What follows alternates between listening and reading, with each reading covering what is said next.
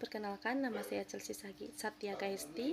Saya berasal dari Universitas PGRI Sumbar dengan NPM 210800020. Saya berasal dari Prodi Pendidikan Bahasa Sastra Indonesia. Nah, untuk kali ini teman-teman, kita akan membahas tentang konsep dasar ilmu filsafat. Nah, teman-teman harus tahu ya, apa itu ilmu filsafat. Nah, ilmu filsafat ini adalah ilmu yang membahas tentang kebenaran.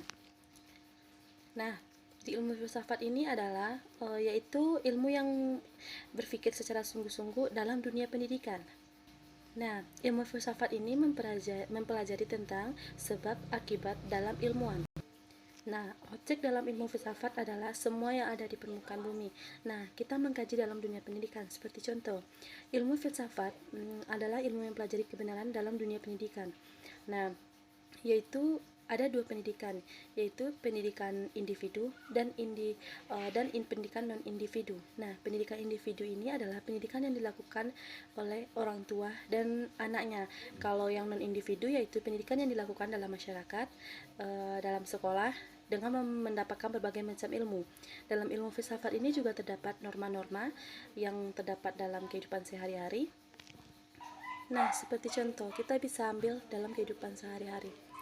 Seorang manusia yang hidup dengan lingkungan seperti lingkungan hewan, seperti ada berita yang diberitakan oleh suatu media, mereka hidup di lingkungan hewan yang manusia itu sendiri bisa menjadi hewan karena mengikuti kehidupan sehari-hari.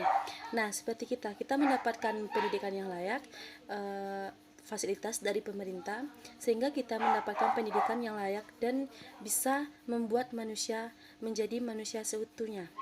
Nah, dalam ilmu filsafat ini mengkaji tentang kebenaran yang ada dalam pendidikan.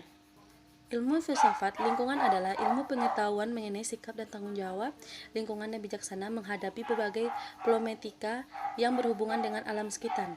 Nah, untuk itu teman-teman, kita juga harus mengetahui apa itu ilmu filsafat, fungsi ilmu filsafat itu sendiri.